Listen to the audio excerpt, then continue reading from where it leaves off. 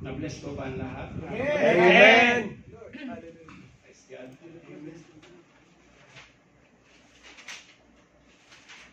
Welcome po sa mga bago nating kapatid. Amen. Welcome po. Mike. Dalawa na tayo, Mike. Yeah! Mike, welcome.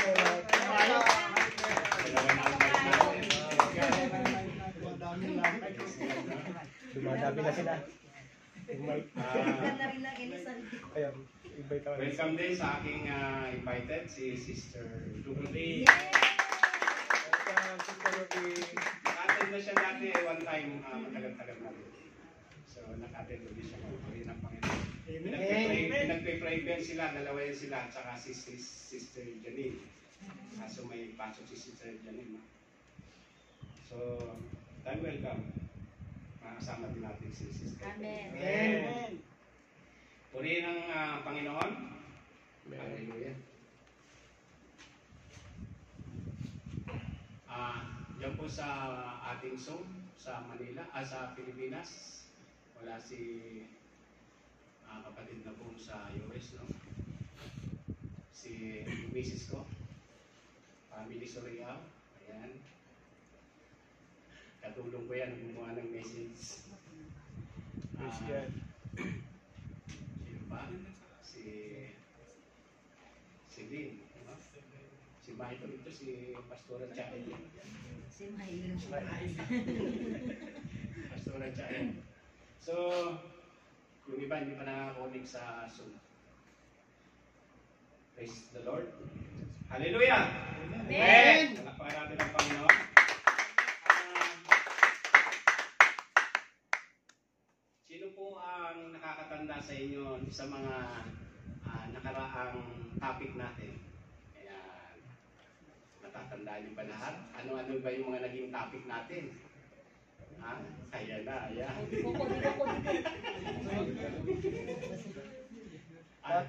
Topic ba pa? Ano ba yung mga naging topic natin? Natatandaan niyo pa ba? Worshiping. Yung nakaraan natin, yung anniversary, Heart of worship. About sa worship. No? So, i-memorize niyo yan. Kasi pagdating ng Christmas, sa ating Christmas party, meron kayong gift dyan pagka na-memorize niyo yan. Mga kapatid? So, ang ating topic ngayon, itong buwan na to, kasi tapos na tayo dun sa worship, no? Ang susunod naman nating topic, ito yung empowering of God anointing. Ayan. Empowering of God anointing. Ito yung topic natin ngayong buong buwan na to, no? Itong November. So, sabi dito, empowering of God anointing. Pag-usapan muna natin ang talent vs anointing. Ayan. Talent versus anointing. Ayan. Pag-usapan muna natin yan bago tayo pumunta sa message. No? Sabi dito, mga kapatid, hindi lahat ng power o talented ay nagmula sa Diyos at Diyos ang nagbibigay sa bawat isa. Katulad mga kapatid ng politician, di ba? Michael Jackson. Sa atin yung mga magagaling manalita, magtalumpati, mga politician yan, di ba? Magagaling sila magsalita, mangako, di ba? Yun yung mga daw sinungaling. Yun yung talent nila. Isa daw sa sinungaling na trabaho yun eh. Yun sila magaling. Doon sa una lang. Yun yung talent nila. Kaya pag-usapan natin kung talent versus anointing. No? Talent. Ano pa? Sa entertainment, katulad nila Michael Jackson, di ba? Sino pa yung mga sikat na magagaling sa entertainment? Mawin, Madonna, marami, no? Yung panahon namin, Elvis Presley. panahon namin ni Pastor Oscar yun, no? Ano pa? Sa trabaho, maganon din. Maraming may mga talent, no? Ayan. So, sabi dito, hindi lahat daw ng talent ay nagmula sa Panginoon, no? Kasi maraming magagaling magturo, no? Sabi sa verse ng Romans 16:18, sapagkat ang mga gayon ay hindi nagsisipag lingkod sa Kristong Panginoon, kundi sa kanilang sariling tiyan at sa pamamagitan ng kanilang mabuting pananalita at mainam na mga talumpati ay dinadaya ang mga puso ng mga walang malay. Amen? Yun yung sabi ng Romans patungkol doon sa talent. No? Kasi maraming, mga kapatid, maraming magagaling. Totoo po yan, maraming magagaling. At yan po ay experience na natin, di ba? Experience ko na rin yan. Sa loob po ng almost 30 years na akong Christian. Wow. Kasi bago ako nagpunta rito sa Saudi, nakatanggap na ako sa Panginoon. Pero dito lang ako ginamit sa Saudi. Nung ako nasa Pilipinas, nung ako tumanggap sa Pilipinas, 1997 na tayo, 98, no? Nung time na yon, ano lang ako. Pag gusto kong umalin, natin ako. Pag ayaw ko. Ganun. Nagsasawa yung pastor na nag-aalalay sa akin, yung nag-invite sa akin, nagsasawa ng i-invite sa akin. No? So experience ko na mga kapatid, yung talent BS anointing, no? Maraming magagaling, no? At ang isang pinakang minsan pagkakamali ng bawat churches, tinitignan yung galing ng isang tao, yung talent. Di ba? Tinitignan nila. Porque magaling magturo, inaasay nila sa teaching. Sa teaching, di ba? Sa kitchen? Sa kitchen. Magluluto yun.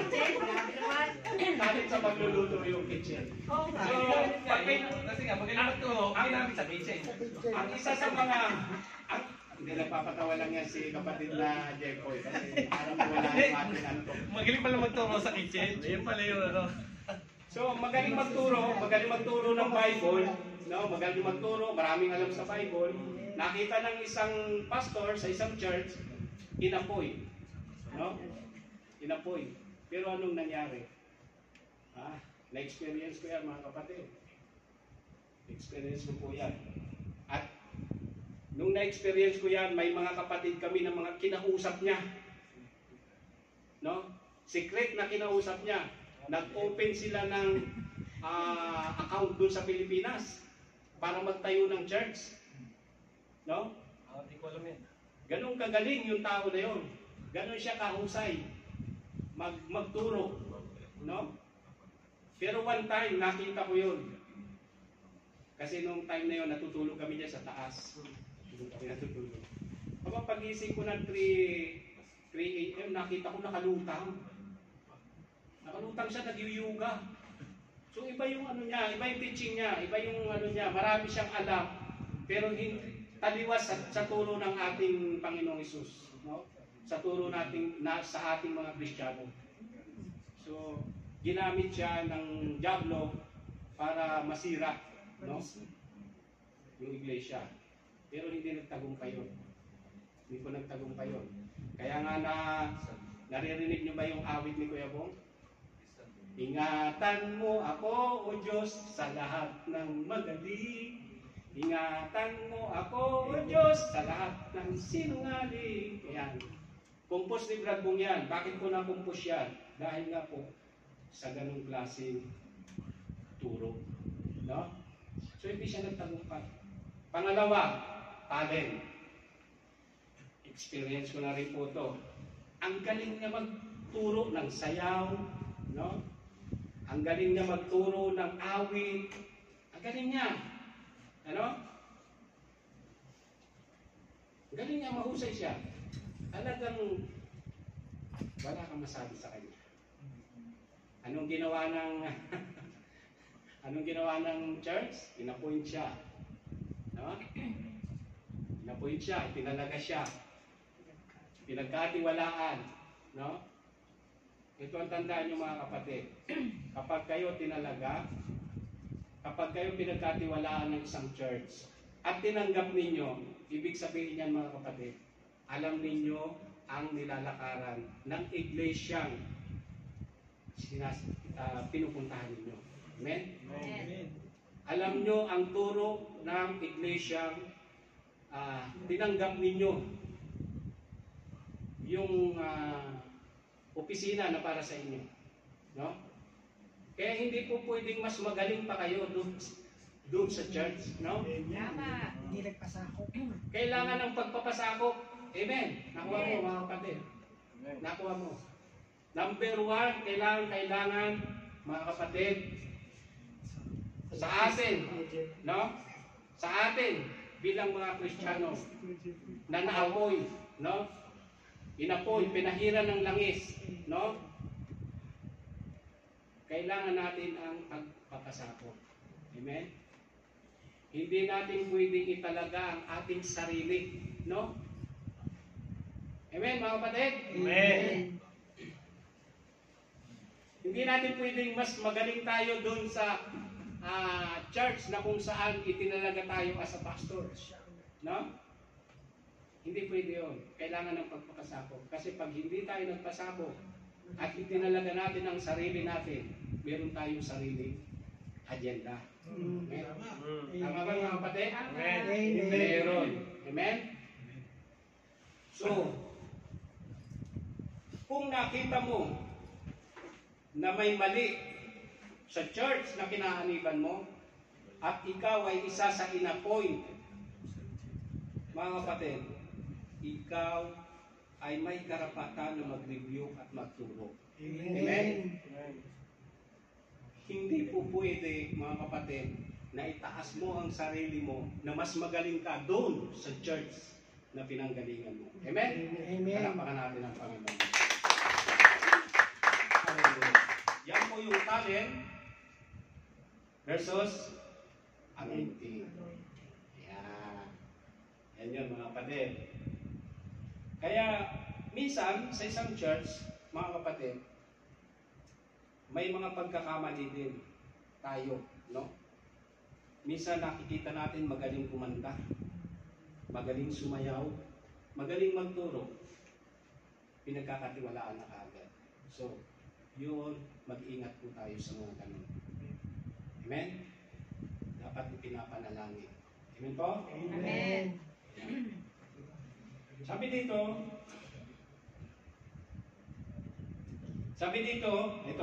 sabi sa Romans 16:17. Ngayon, Romans 16.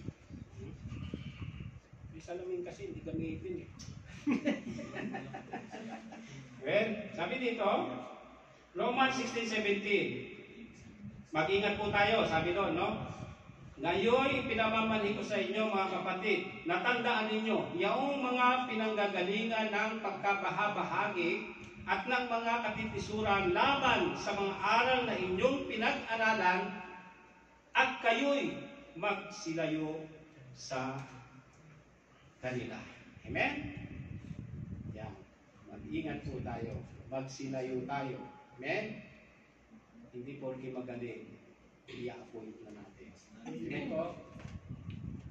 Unang-una, ang tinitignan natin sa puso ng tunay na appointed ng Diyos ay yung pagpapakumbaba, pagpapasakot. Panapakan po natin. Amen. Binanggit ko, mga kapatid, yung talent versus anointing. No? Sabi dito sa Exodo 7:20-22, iniutos ng Panginoon, sabi dito, iniutos ng Panginoon kay Moises at kay Aaron na itaas ni Moises ang tungkod at pinalo ang ilog, naging dugo. Ngunit ginaya ng mahika ng Paraon sa pamamagitan ng engkanto. So, nakita natin nung ang Panginoong Hesus ay pumunta doon sa Egypt para palaya yung si Moises, no, si Moises. Nakita natin mga kapatid, nung utusan ng Panginoon si Moises na pumunta doon sa Egypt para palayahin yung mga Israelita dahil nung time na yon ay bilanggo ang mga alipin ng mga Israelita sa lugar nila. Nung time na yon, ipinakita ni Moises yung kapangyarihan ng Diyos, no? Pinalo niya sa pamamagitan ng tungkod, no? Yung tubig. At nung pinalo niya, naging dugo, no? Ngayon, pinakita naman ng talent, mga talentadong mga Egyptian na mga tauhan ng hari, ginaya nila, no? Yung mga magician, mahika, ginaya nila.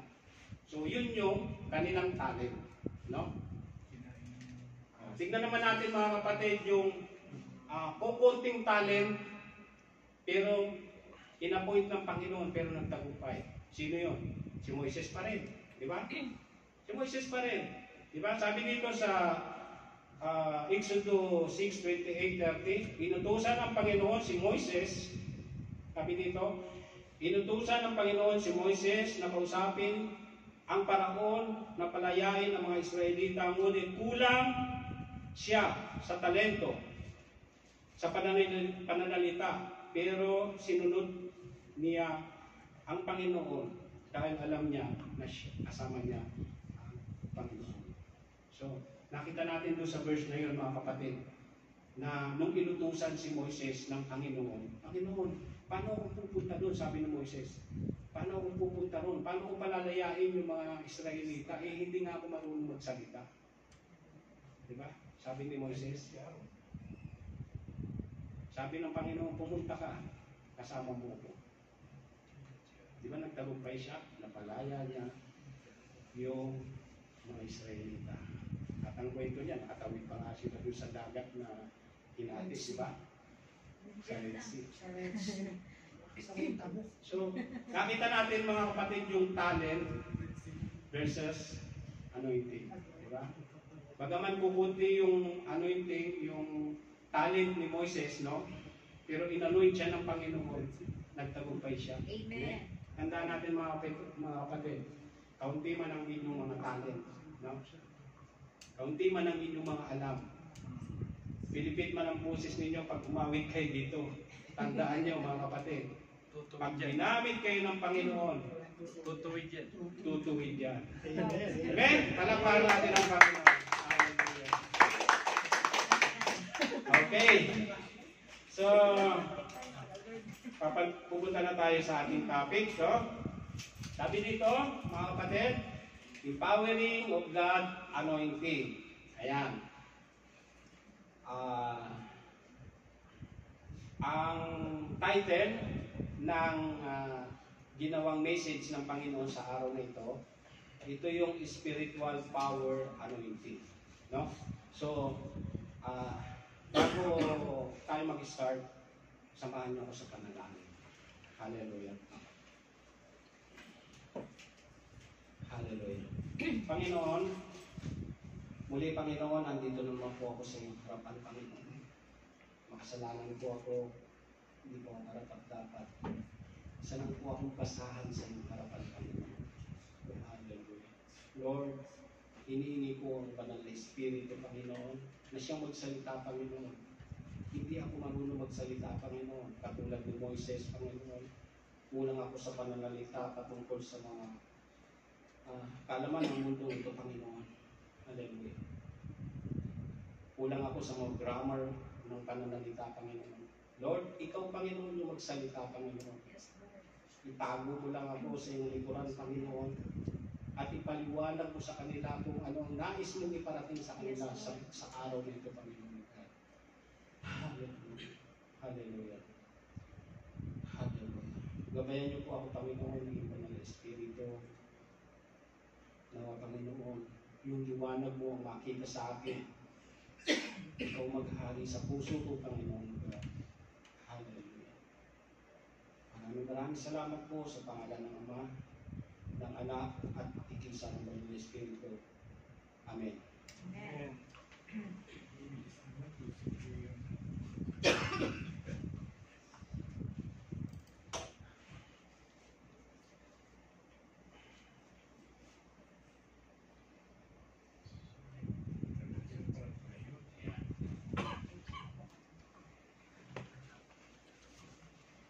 Empowering of God anointing.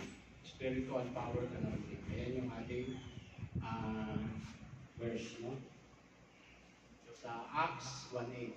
Thank you po kay Pastor Oscar. Siya po yung nagbigay sa akin ng verse niya.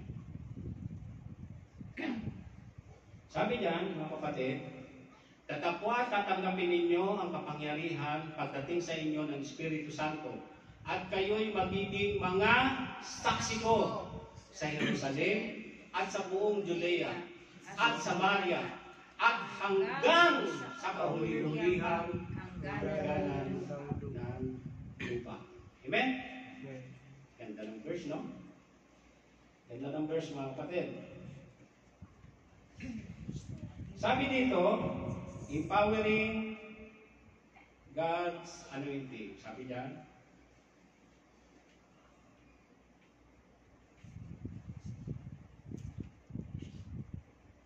purpose. Yan. Yan yung purpose, no? Ng message.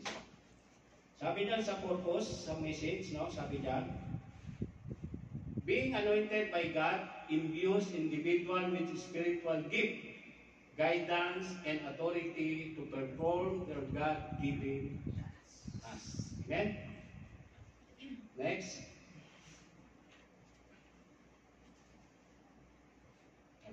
Next, sabi diyan, God's anointing is an empowerment by the Almighty God through Holy Spirit. Every Christian needs empowerment for effective work in the kingdom and for effective Christian living. Without the anointing for empowerment by the Holy Spirit, effective Christian life is difficult. Amen? Palakpakan po natin ang Panginoon. Tagalogin natin. Ang sabi po dyan, mga kapatid, ang pagpapahid ay isang empowerment ng makapangyarihang Diyos sa pamamagitan ng kanyang banal na Espiritu. Ang bawat Kristiyano ay nangangailangan ng empowerment para sa epektibong pamumuhay Kristiyano. Kung walang pagpapahid o empowerment ng banal na Espiritu, ang epektibong buhay Kristiyano ay mahirap. Amen? At sabi pa po dito, ang pagpapahid o anointing ay nagbibigay ng kapangyarihan sa mga mananampalataya na masaksihan si Kristo. Sirain ang mga gawa ng kaaway at tuparin ang isang banal na gawain sa tulong ng banal na Espiritu. Amen po, mga kapatid? Praise God. Objective po ng ating message.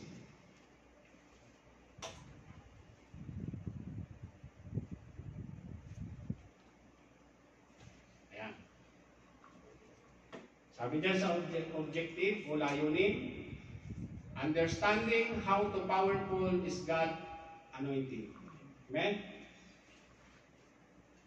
Introduction, mga kapatid. Introduction.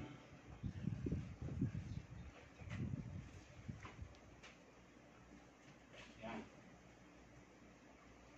The anointing is the product of the presence of God. Sabi sa Luke 1:18, sumasa akin ang Espiritu ng Panginoon sapagkat ako'y pinahiran niya upang ipangaral ang mabuting balita sa mga dukha. Ako'y sinugo niya upang itanyag sa mga bihag ang pagkaligtas at sa mga bulag ang pagkakakita upang bigyan ng kalayaan ang ng aapi. Amen.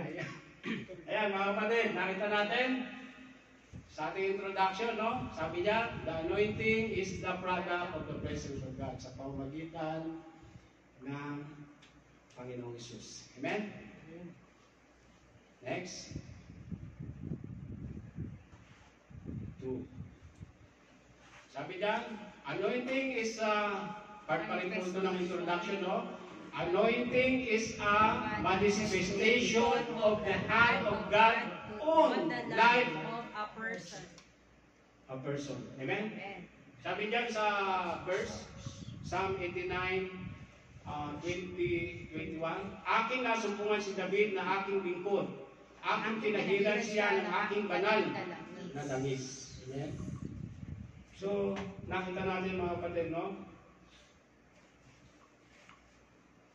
Sa pamamagitan ng manifestation ng Panginoon ay naging epektibo yung pag-anoint, yung pagpapahid, mga kapatid.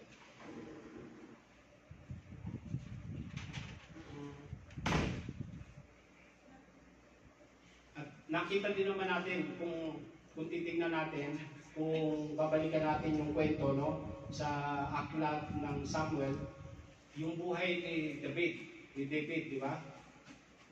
Di ba? Si David, isa siyang, ano siya doon, sa mga nagbabasa ng Bible, isa siyang taga-pastol, no? Shepherd, taga-pag-alaga ng mga tupa, di ba? Taga-pag-alaga siya ng mga tupa. Pastol, di ba? Isa siya doon, no? Nakita natin, nung inanoint siya ng Panginoon, nung pinahiran si ni Prophet Samuel ng langis, inanoint siya bilang hari, nakita natin yung pagtatagumpay niya, di ba? Marami siyang tagumpay, marami siyang laban na pinagdaanan na nanalo siya, di ba? At yun, unang-una doon, familiar sa atin yung kwento tungkol kay David at Goliath, di ba? Nagtagumpay siya, di ba? At nung nagtagumpay siya, alam niya, taglay niya ang banal na espiritu, nandun pa rin yung pagpapakumbaba niya. Di ba? Bakit ko po nasabi? Itong si King Saul, no? Ito si King Saul, nagkaroon siya ng inggit kay David, diba doon sa kwento? Nagkaroon siya ng inggit. Ilang beses niyang pinagtangkang patayin si David, diba? Si David. Pero kahit alam ni David na siya ang susunod na hari, kahit alam niya na nasa kanya ang Panginoon, hindi siya naging mas mataas, no? Nandun pa rin yung pagpapakumbaba niya. Diba? Ilang beses siyang sinundan ni Saul, diba? Pinagtangkang siyang patayin. At ilang beses din na nagkaroon ng pagkakataon na makaganti siya, diba? Pero hindi siya gumanti. Dahil ano sinabi niya? Ang hinirang ng Diyos ay hindi ko pwedeng saktan. Amen. Amen. Yan ang tunay na anointed ng Panginoon. Amen? Marunong magpasakot. Amen? Hindi ko itinataas ang sarili. Amen? Amen. Hindi ko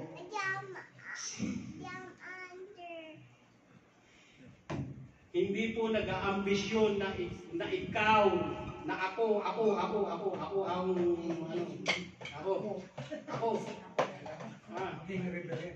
Hindi nyo naman alam yung ano niya yan eh. Hindi nyo naman alam yung tinatayuan nyo. Kapag tinanggap yung pagiging pastor, tapos hindi mo alam yung tinatayuan. Ano yun? Amen. Di ba? So,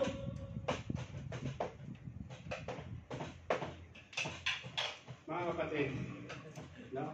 Tayong mga Kristiyano, mga kapatid, mag-ingat po tayo, no? Maging mapagpakumbaba tayo. Huwag natin gayahin yung taga-Davao, no? Na taga-Davao yun eh. Davao ba yun? Itinalaga niya yung sarili niya bilang Kristo. Si Diyos Buloy. siya. Jesus daw siya. Nasobrahan lang ng konti Huwag na kayo magbigay ng pangalan. Basta yun na yun. No? Tinalaga niya yung sarili niya bilang Kristo. Huwag tayong ganun mga kapatid. No? Kahit anong galing natin. Tingnan natin si David, di ba? Buhay na lang ni David yung ating sundan. Di ba? Nasobrahan yan. Tago na lang natin sa pangalang Kips. Huwag natin Then, huwag na tayong, kailangan natin yung pagpapasako. Huwag natin italagay yung ating sarili. No? Balita ko, ano na nga daw eh. Brethren, anong tawag doon? Balita ko, ano na daw eh. Yun na yun, siya na yun. Basta Nahuli na. Nahuli na. Yan yun, siya na yun.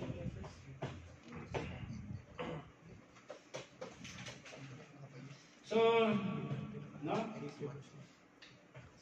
Saan ba tayo? Ito, no? Number 3. Sa introduction pa rin tayo, no? 3. Aking karugtong na siya ay tinatag ng aking kamay para nakasimulan sila ng aking bisig. Karugtong po yan nung kay David, no? Sa 2. Yan, number 3 tayo. Sa introduction pa rin. Sabi po dito, the anointing comes from God through the power of the Holy Spirit. Yan, sabi dito. Acts 10:38, sabi dito, sa makatuwid bagay si Jesus na taga Nazaret, kung papaanong siya ay pinahiran ng Diyos, ng Espiritu Santo, at ang kapangyarihan na naglilibot na gumawa ng mabuti at nagpapagaling sa lahat ng mga pinapahirapan ng diablo, sapagkat suma sa kanya ang Diyos. Amen? So, sabi diyan, the anointing comes from God through the power of the Holy Spirit. Amen? Kaparan po natin ang Panginoon.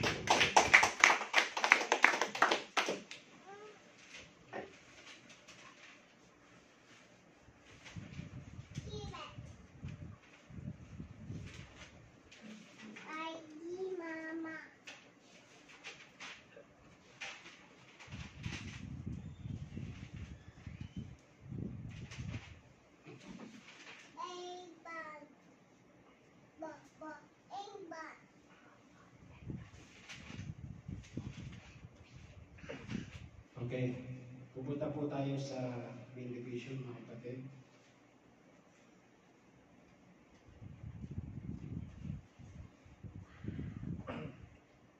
Sa main division na po tayo, mga kapatid, no? Ayan, yung main division natin. Different types of anointing and power from the Holy Spirit. Ayan. Iba't ibang klase daw ng anointing sa pamamagitan ng power ng Holy Spirit. Sabi dito, number 1, mga halimbawa ng anointing. Ayan, mga halimbawa ng anointing. Sabi dito, A, anointing sa mga hari at pari. 1 Samuel 16:13. Nang magkagayoy kinuha ni Samuel ang sungay ng langis at pinahiran siya sa gitna ng kaniyang mga kapatid. At ang Espiritu ng Panginoon ay makapangyarihan sumal kay David mula sa araw na iyon hanggang sa harapin. Gayon, bumangon si Samuel at napasa Rama. Iyon pa rin yung part ng pag-anoint kay David. No? Kasi mga kapatid, sabi dito mga kapatid, nung lumang tipan, ang mga hari at pari ay pinapahiran bilang tanda ng kanilang banal na paghiram at pagbibigay ng kapangyarihan sa kanilang tungkulin. Ayan. Kaya nagiging anointed, o nagiging matagumpay ang mga hari nung time na yon dahil pinapahiran sila ng langis, no? Ina-anoint sila at sumasa kanila yung Diyos, no? Sabi dito sa B,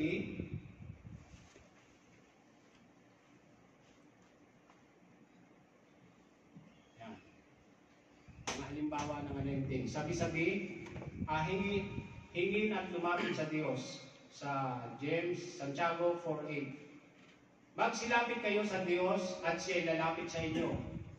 Maglinis kayo ng inyong mga kamay, kayong mga makasalanan, at dalisayin ninyo ang inyong mga puso, kayong mga dalawang akala. Amen?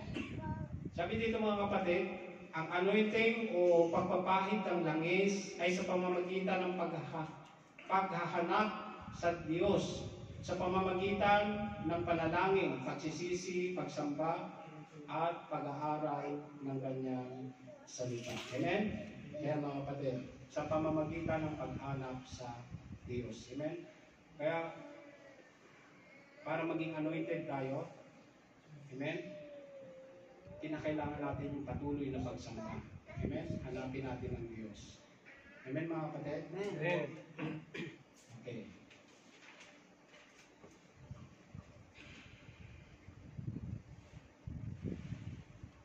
Yan, number 2 na tayo. Number 2. Konsepto ng anointing at empowerment. Ano ba itong konsepto na to? Sabi dyan sa A natin, no? Pagtatalaga. Ayan, sabi dyan pagtatalaga. At inyong papahiran ng langis at Aaron at ang kanyang mga anak. At inyong papagbanalin sila upang sila'y mga siwa sa akin sa katungkulan si Sacerdote. Ayan. Yan po yung konsepto ng empowerment, no? Ng anointing. Mga kapatid.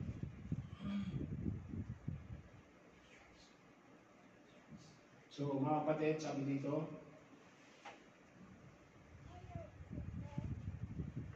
ang layunin ng pagpapahid ay ihiwalay ang isang individual, bagay o lugar para sa isang tiyak na banal na layunin. Ito ay nagpapahiwati ng pagpapala, proteksyon at kapangyarihan ng Diyos. Amen? Pag inanoin po tayo, inihiwalay po yung mga masasabang bagay sa ating buhay. Amen? Kapag inanoin tayo ng Panginoon, kapag pinahiran tayo ng langis at itinalaga. Amen po? Okay.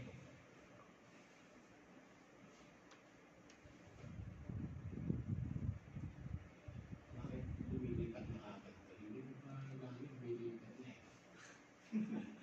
Nag-automatic. Ito, yung B, sabi tayo, no? Layo.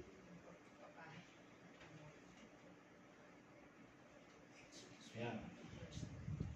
At inyong papahiran ng langis ang dambana, ito yung sa ano, itong ano na ito, nung nagtayo ng tabernacle ang si Moises, no?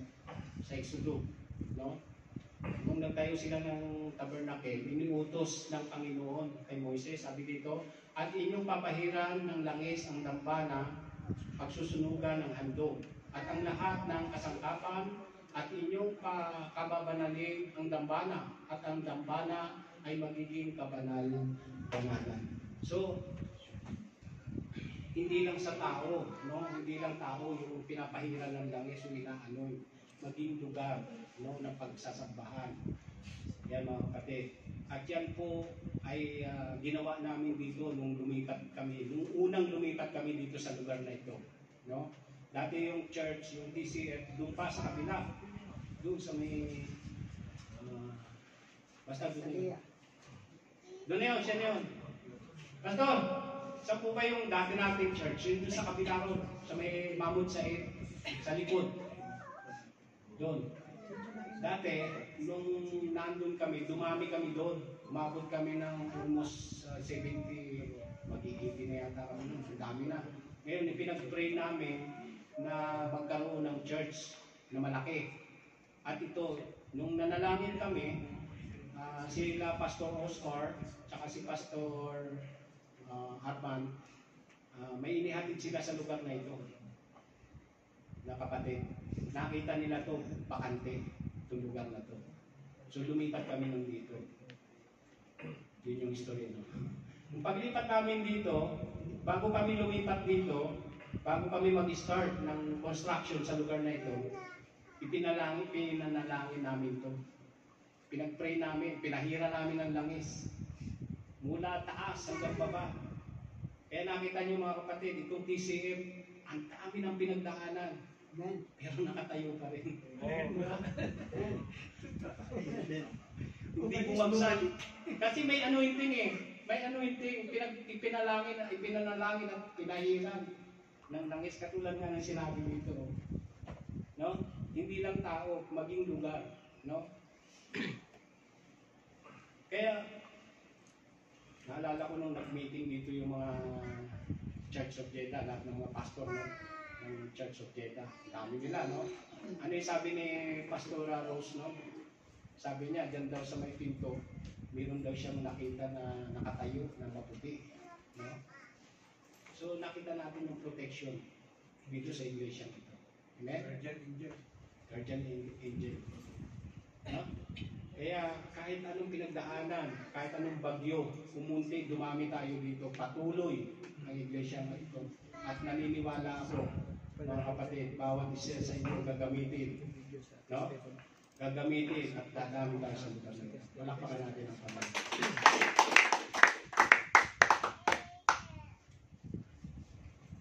Okay? Amen. Sa 3. Ayan. Hoy, malapit na tayo matapos. Anointing at power ng banal na espiritu. Ayan, anointing at power ng banal na espiritu. A, magbigay kapangyarihan sa paglilingkod. 1 John 20:20. At kayo'y may bahid ng banal at nalalaman ninyo ang lahat ng mga bagay. Yan. Ayan, sabi dito, mga kapatid, ang banal na espiritu ay siyang nagpapahid sa mga mananampalataya na nagbibigay ng kapangyarihan sa kanya para sa paglilingkod at ministeryo.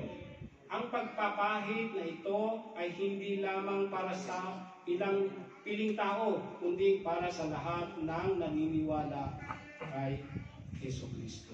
Amen? So, tayo as a Christian, no? Bawat isa sa atin, kinakailangan natin pahiran sila, ipanalangin sila, yung ating mga kapatid, no? Upang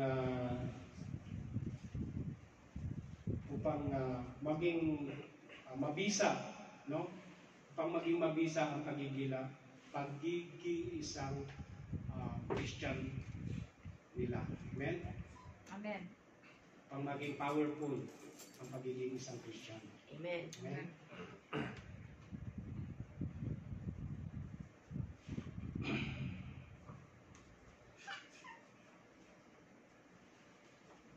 Okay. B. Sabi dyan sa B, magbunga sa kaharian ng Diyos. Romans 1:16. Ayan. Sabi doon sa Romans 1:16, kabisado niyo ba? For I am not ashamed of the gospel. Ayan, hindi. Kasama natin. Sapagkat hindi ko yung kinahihiya ang Ebanghelyo, sapagkat siyang kapangyarihan ng bawat sumasampalataya. Una ay Hudyo, ganun din. Amen? Supporting verse. Ano yung supporting verse natin? Yung kanina? Acts 1. Acts 1:8. Ano yung sabi doon sa Acts 1:8? Doon sa ating main verse natin? Sabi doon? But you will receive the power when the Holy Spirit comes on you. And you will be my witnesses in Jerusalem and in all Judea and Samaria and to the ends of the earth.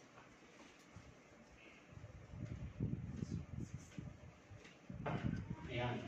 Yan yung power ng banal na espiritu. No? Kapag pinahiran tayo ng banal na espiritu, pag sumahati ng banal na espiritu, ayan yung power niya. Magbubunga tayo sa kaharian ng Diyos. Amen? Amen. Kaya tandaan ninyo mga kapatid, kapag kayo'y tinanggap niyo ang Panginoon, amen? Sumasayo na ang banal na espiritu. Amen. Amen? At ang inyong mga katawan ay templo ng banal na espiritu. Amen. Amen? Ingatan ninyo.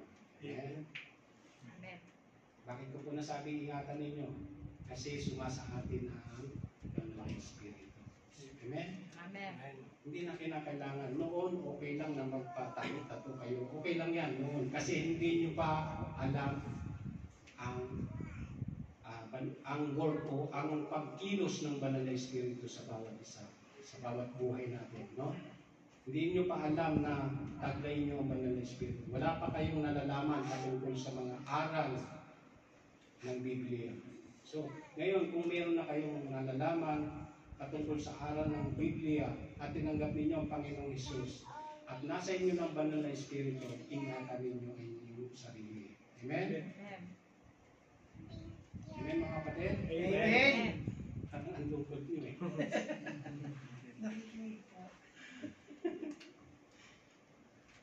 Huwag na po tayo nagpupuyat. Huwag na po tayo nagpupuyat dahil lang sa mga makamundong gawain. Amen? Amen. Ano ibig ko sabihin doon? May nagyaya sa atin. No? Pag niyayaya tayo sa church, marami tayong alibay. Marami tayong maraming sinasabi. No? Minsan, pinapatay na tayo ng cellphone. Di ba? Pero pag niyaya mo sa mga party-party, inuman, no? Sorry to say mga kapatid sa pananalita, kung kayo man ay nasasaktan, pero ito po ang itinararating ng Panginoon. Amen po? Amen. Amen. Naalala ko noon yung isang pastor, no, sabi niya, nung time kasi, 2002, 2003, dito sa Jeddah, sa South, dito, sa Kingdom, napakahigpit ng gawain. No? Napakahigpit ng gawain. Pag pumasok ka dyan sa pinto, kailangan may code. Pag gano'n mo, ayun, ano, dapat. Pag gumanon-ganon ka ng diretso, walang bubuka sa'yo dyan. No? Yung aming ilaw dyan, dalawa yan, may green, may red siya, tapos green, yellow, may mga ibig sabihin yun. No? Yung mga ibig sabihin yun. So, nakita natin yung kaluwagan ngayon. No? Yung kaluwagan dito sa Kingdom. Nakita natin. So, yung araw na yung nakahigpitan dito, pag nag-i-invite kami noon, yung iba, minsan, wala sila, nandun sila sa mga party-party, na-invite sila sa mga birthday-han o kung anong inuman, no? Nandun sila. Kaya sabi ng pastor namin noon, sabi niya, ano ang gugustuhin ninyo? Sabi niya, yung napauwi kayo dun sa Pilipinas dahil sa inom-inuman, droga o kung ano pang mga gawain masama, sugal. O napauwi kayo sa Pilipinas dahil kayo naglilingkod, nagsishare ng Word of God. Ha? Siyempre pipiliin ko yung nagsishare ka ng Word of God. Di ba? Kasi pagdating mo dun sa Pilipinas, sasabihin ng mga anak ko, yung mga anak mo pag nakita ka, yan ang tatay ko. Napauwi yan dahil nagsishare ng Word of God. Amen. Ganun yun noon, ha? Ay, yun namang isa, yan tatay ko napauwi yan kasi nagdodroga yan, nagbababae, naglalasing. O, di ba mas pangit pakinggan, di ba? Mas pangit pakinggan. Di ba mga kapatid? So, piliin natin ang gawain para sa Panginoon. Amen mga kapatid? Amen. Pag pinili natin yan, taglay natin ang Banal na Espiritu. At ang magiging promise ng Panginoon, mamaya dadaanan natin yung magiging promise ng Panginoon sa atin. Ang magiging promise ng Panginoon sa atin, hindi niya tayo pababayaan. Amen? Ano man yung pinagdadaanan nyo, kulang man kayo sa pinansyal, may sakit ang inyong mga anak, may sakit ang inyong mga kapatid, magulang, no? Kapag nasa Panginoon kayo, pagdadaanin lahat yan. Amen? Amen. Mawala lahat yan. Experience ko po yun mga kapatid. Ako po, Magmula nang tinanggap ko ang Panginoon at naglingkod ako sa Panginoon. Kapag dumaan ako sa pangangailangang material o pinansyal, tulad ng nakwento ko sa inyo nung nakaraan, no? Nangailangan ako ng pinansyal na pangangailangan. Dahil isa sa pamangkin ko, humingi sa akin ng tulong, nahack yung kanyang account, nakuha sa kanya ay 200,000 peso. 200,000 peso. Humingi sa akin ng tulong. No? Sabi ko, saan kaya ako manghihiram ng ganito kalaga? Nagplano na nga akong mag-ano sa amin, Load. loan. No? Pero purihin ng Panginoon. No? Ibinigay niya yun.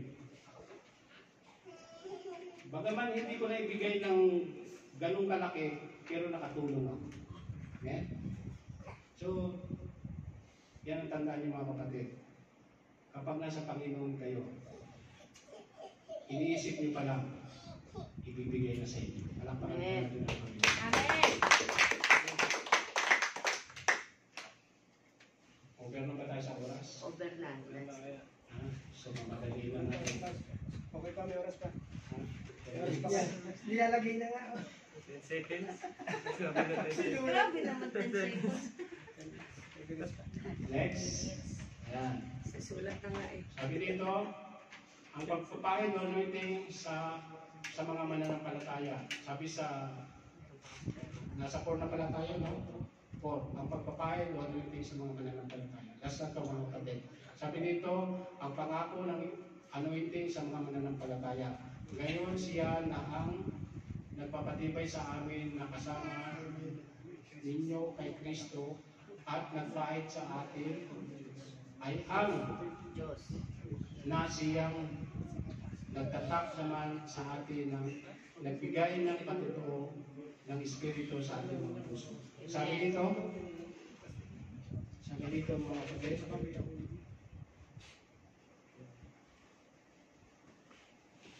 sabi dito, nangangako ang Diyos na napahiran ng banal na Espiritu ang mga mananampalataya. Binibigyan tayo ng kanyang kapangyarihan upang mamuhay na makadiyos at mabisang paglingkuran siya. Yun, binibigyan tayo ng kapangyarihan, no? Ng mabuhay ng makadiyos. Amen, mga kapatid? Amen. Nilalayo tayo sa mga gawang masasama. Amen? Sabi, madaliin na natin. 10 minutes na lang. Sabi dyan, pamumuhay sa ilalim ng Christian anointing. Sabi dyan sa Galatians 5:25, kung tayo'y nangabubuhay sa pamamagitan ng Espiritu, ay magsilakad naman tayo ayon sa Espiritu. Yan, katulad ng binanggit ko kanina. Kung tayo nabubuhay, nagsilakad din naman tayo ayon sa Espiritu. Kasi yung anointing ng Panginoon ay sumasabi. Yung anointing ng banal na Espiritu ay sumasabi. Amen, mga kapatid? Amen. Palakpakan natin ang Panginoon.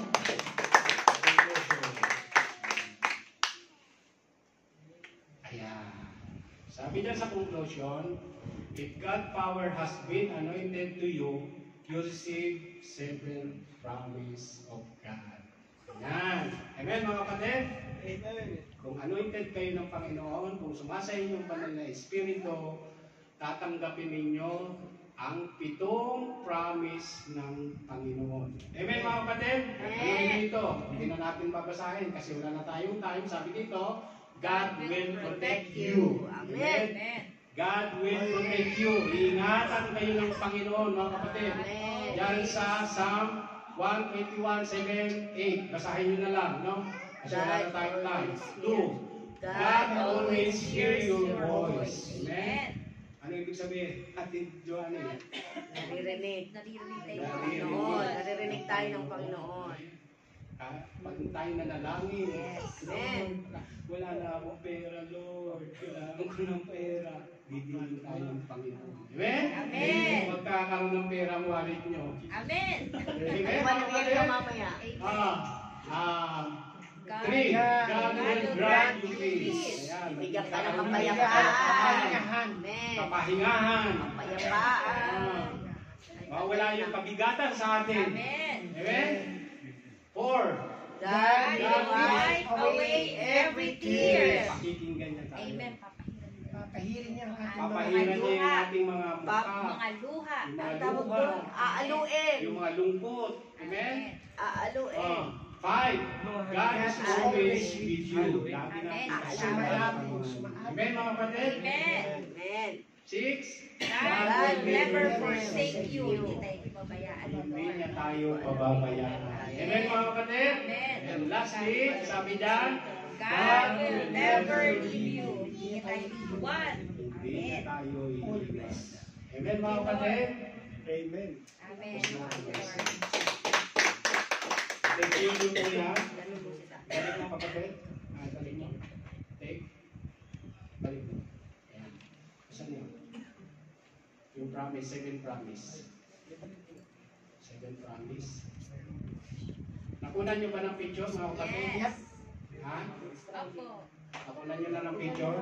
Basahin nyo po yung mga verse na yun, no? Yan yung 7 promise, panghawakan nyo po yan. Yan yung mga verse, oh. Yan yung mga verse, oh. Basahin nyo mga kapatid, panghawakan nyo po yan. Guaranteed na makakamit ninyo yan. Amen mga kapatid? Praise the Lord. Amen ang Panginoon. So, i-close natin yung ating message. Hallelujah. Hindi na tayo awit kasi meron tayong Breaking of the bread. Oh, hindi na tayo awit. So, i-close natin yung ating message. Lord, hallelujah. Lord, maraming salamat, Panginoon, sa oras na ito. Sa gabay ng inyong banal na Espiritu, Panginoon, salamat po, Panginoon. Hallelujah. Nawa, Panginoon, ang message na kanilang narinig, ang mensahe mo, Panginoon, ay magrima sa bawat puso ng bawat isa, Panginoon. Amen. Hallelujah. Oh, hallelujah. Nawa, Panginoon, maipadaman nila, Panginoon, kung ano yung pagpapala mo sa araw na ito, ay ganun din naman sa kanilang pamilya, Panginoon. Maiparating nila, Panginoon, kung ano yung naranasan nilang pagpapala na galing sa iyo, Panginoon. Hallelujah. Lord, maraming salamat po. Ginamit mo po ako. Maraming salamat po at ikaw nagsalita. Ikaw nagpaliwanag sa lahat ng aming mga kapatid, Panginoon.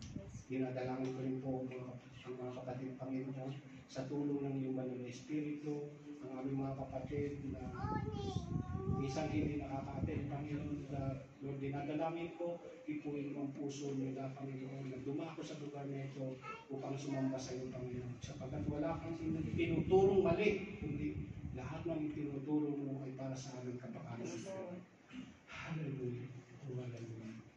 Lord, sa mga kapatid ko na minsan kulang sa oras, Panginoon, bigyan mo sila ng tamang oras na sila makadalo palagi sa mga gawain, Panginoon. Hallelujah. Oh, hallelujah. Maraming salamat po. Ito po ang aking sakong dalangin sa pangalan ng Ama, ng Anak at pakikisan ng Espiritu. Amen. Pwede tuloy na po tayo sa breaking of the bread. Kuha po yung ating lagi mo po yung tinapay. Yes, Lord. Hallelujah. Hallelujah. Lord, maraming salamat, O Lord, sa iyong pagmamahal sa amin, O Lord. Lord, maraming salamat sa pagtubo sa pagkakasala, O Lord. Lord, ang iyong laman ay nabayubay sa cross ng Calvary, O Lord. Dahil sa iyong pagmamahal sa amin, O Lord. Lord, bless this bread, O Lord. Bless this bread na nagsisimbolo na iyong pagmamahal sa amin at pagtubo sa pagkakasala, O Lord. Lord, ikaw lamang ang aming pupurihin at sasampihin, O Lord. Lord, at nawa ay palakaran namin ang iyong bread na kabutihan sa ngalan ng iyong Jesus. At nang siya ay makapagpasalamat, ay kaniyang pinagputol-putol at sinabi, ito'y aking katawan na pinagputol-putol dahil sa inyo. Gawin ninyo ito sa pag-alaala sa akin. Perfect po natin.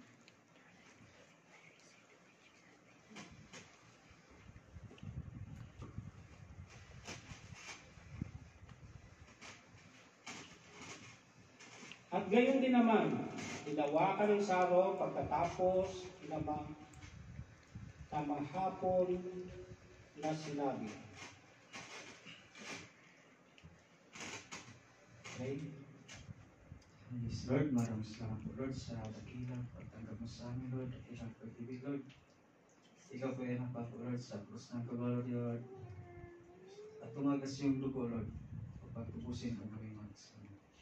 Lord, sa niyo po ang bino na ito, Lord. Ito po ay simbolo, Lord, sa pagtubos mo, Lord, sa aming mga kasama. In Jesus' mighty name, yes, amen. Ang sarong ito'y siyang bagong tipan sa aking dugo. Gawin ninyo ito sa tuwing kayo'y magsisiinom sa pag-alaala sa akin. Inumin po natin.